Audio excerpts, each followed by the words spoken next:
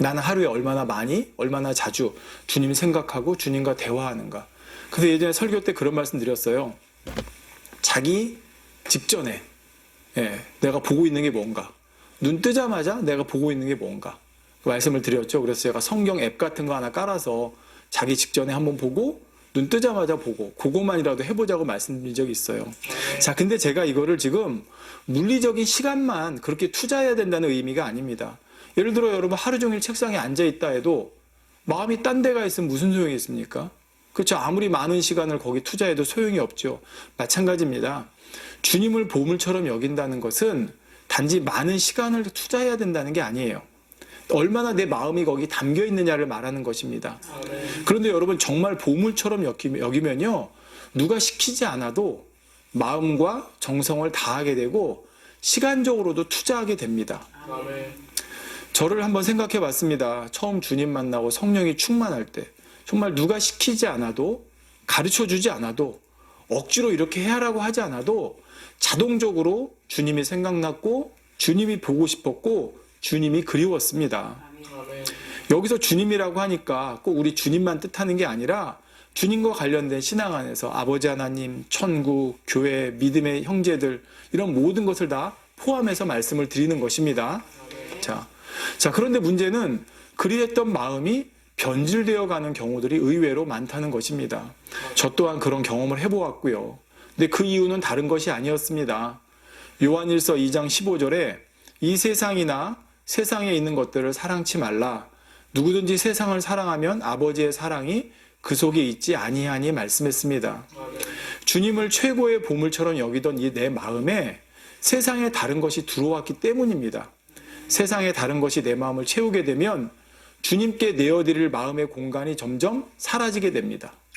물론 이때 처음에는 마음의 공고함도 느끼죠. 왜요? 성령님께서 탄식하며 깨우쳐 주시기 때문입니다. 그런데 이것을 계속 무시해 나가다 보면 점점 마음이 무뎌지고 나중에는 공고함조차 느끼지 못하게 됩니다.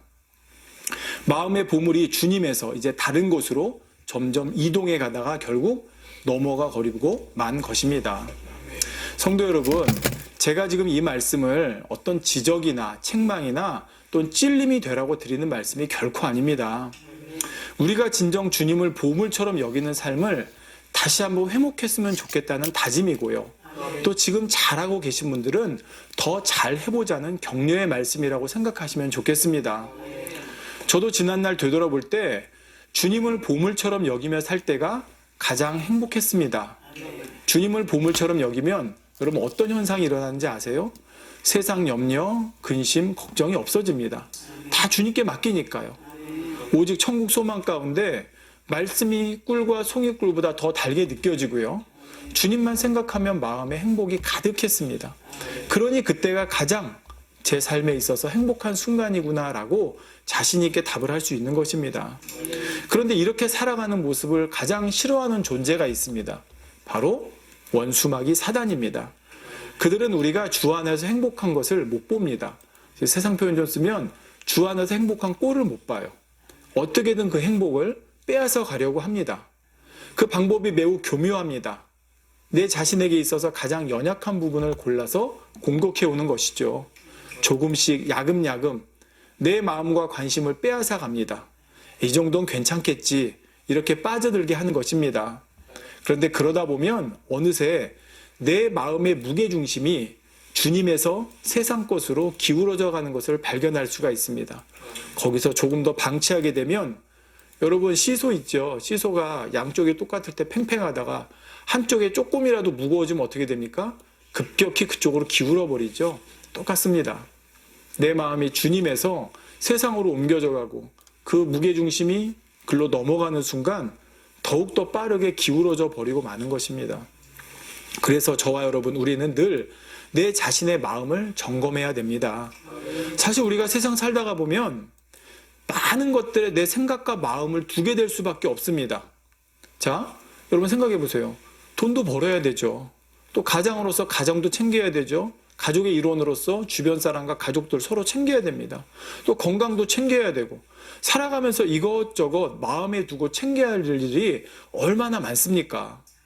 자, 그런데 제가 주님을 보물처럼 여겨야 되고 주님만 둬야 됩니다 하니까 주님만 마음에 두고 나머지 세상 것들은 마음에 전혀 두면 안 된다는 의미가 아닙니다.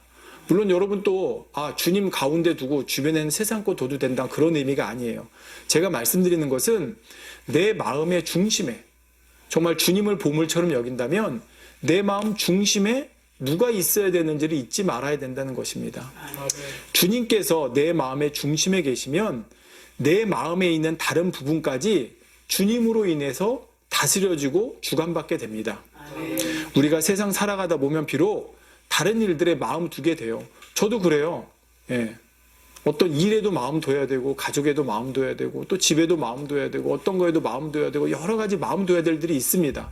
그렇지만 거기에 또 시간을 투자해야 될 때도 있고요. 그럼에도 내 중심에 항상 주님이 계신다고 그러면 주님으로 인해 나의 모든 다른 삶이 주관받고 영향받고 다스림을 받게 된다는 사실입니다. 아멘. 그런데 주님이 내 중심에 계시지 않으면 세상 것이 내 마음의 중심에 자리 잡아서 그것이 내 나머지 삶을 영향 주고 주관하고 다스리게 되는 것이죠.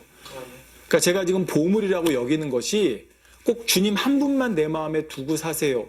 물론 그렇게 말씀하는 분들 계시죠. 그렇지만 이 세상에 살아가는 동안에 주님 한 분만 두고 나머지는 아무것도 안 하고 산다는 의미가 아니라 주님 한 분이 내 마음 중심에 꽉 자리 잡고 계시고 정말 가장 귀한 보물처럼 계시기 때문에 나머지 모든 것을 지배하고 통제해 나갈 수 있다는 말입니다. 아멘. 학생으로서 공부도 해야 되고 직장인으로서 돈도 벌어야 되고 주부로서 살림도 해야 되고 어디서 무엇을 하든지 많은 일들이 있겠죠. 그럼에도 말입니다. 주님이 내 중심에 계시면 그 중심으로 인해서 모든 거 하나하나를 다 다스려가게 된다는 말이죠. 비유를 하나 들어보겠습니다.